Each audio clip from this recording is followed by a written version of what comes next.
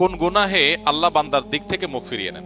এই বিষয়ে প্রসিদ্ধ একটা হাদিস আছে। নবী সাল্লাল্লাহু আলাইহি ওয়াসাল্লাম বলেছেন, তিন ব্যক্তি এমন আছেন যাদের সাথে কিয়ামতের দিন আল্লাহ কথা বলবেন না, তাদেরকে আল্লাহ তাআলা পবিত্র করবেন না। এই মানুষগুলো যাদের থেকে আল্লাহ তাআলা মুখ ফিরিয়ে নেবেন, তাদের সাথে আল্লাহ কথা বলবেন না, তাদেরকে আল্লাহ পবিত্র করবেন না। সেই মানুষগুলোর মধ্যে একজন হলেন ওই পুরুষ, যে পুরুষ টাকনুর নিচে পোশাক পরে। পোশাক পরে বলতে যে পোশাক উপরের দিক থেকে যায় সেটা টাকনুর নিচে পরে। প্যান্ট, পাজামা, চাদর, লুঙ্গি, জুব্বা, জামা, এগুলো। মুজা যেটা থাকেই নিচে, নিচ দিক থেকে পরা হয়, ওইটার কথা ভিন্ন। তো এই যে মুসবিল যে ব্যক্তি টাকনুর নিচে প্যান্ট, পাজামা, লুঙ্গি ইত্যাদি পরে, এই ব্যক্তি তার সাথে আল্লাহ কিয়ামতের দিন কথাও বলবেন না এবং তার দিকে আল্লাহ তাকাবেনও না, তাকে আল্লাহ পবিত্রও করবেন না।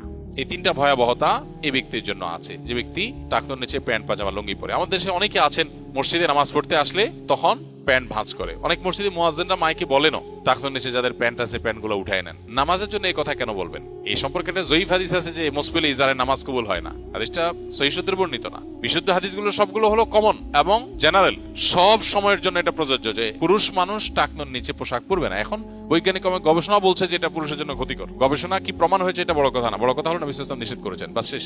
অতএব এই ব্যক্তি, যে ব্যক্তি টাকনুর নিচে প্যান্ট, পাজামা, লুঙ্গি, জুব্বা ইত্যাদি পরে, এই ব্যক্তি থেকে আল্লাহ কিয়ামতের মুখ ফিরিয়ে নেবেন। খুব ভয়াবহ কথা। দুই নম্বর হলেন ওই ব্যক্তি, যে ব্যক্তি কাউকে দান করে খোঁটা দেয়, অথবা যাকে দান করেছেন তাকে নানান কথা দিয়ে কষ্ট দেয়। দান করেছেন, আল্লাহর কাছে আশা করবেন এর বিনিময়। যাকে দান করেছেন তার সাথে আপনার কোনো আলাপ থাকবে না। দান করে খোঁটা দিলেন, কষ্ট দিলেন, খোঁচা মেরে কথা বললেন, এগুলো বললে আপনি আল্লাহ তাআলার দৃষ্টি থেকে সরে যাবেন কিয়ামতের ময়দানে। নাম্বার 3, ওই ব্যবসায়ী, যেই ব্যবসায়ী তার পণ্য বিক্রি করতে গিয়ে মিথ্যা শপথ করে। এখন তো ঘরে ঘরে ভাই আল্লাহর কিরা, এটা কিনা পড়ছে এত, ভাই কিনতেও পারে না এত টাকা দিয়া, মিথ্যা কথা। তো এই ব্যবসায়ী যে তার পণ্য বিক্রি করার প্রয়োজনে মিথ্যা শপথ করে ক্রেতাদের সাথে, কাস্টমারের সাথে, তার দিকে আল্লাহ তাকাবেনও না, তাকে পবিত্র করবেন না এবং কিয়ামতের দিন আল্লাহ রাব্বুল আলামিন তার সাথে কথাও বলবেন না। আল্লাহ আমাদেরকে এই সমস্ত বদগুণ, খারাপ গুণ থেকে, চরিত্র থেকে হেফাজত থাকার তৌফিক দান করুন।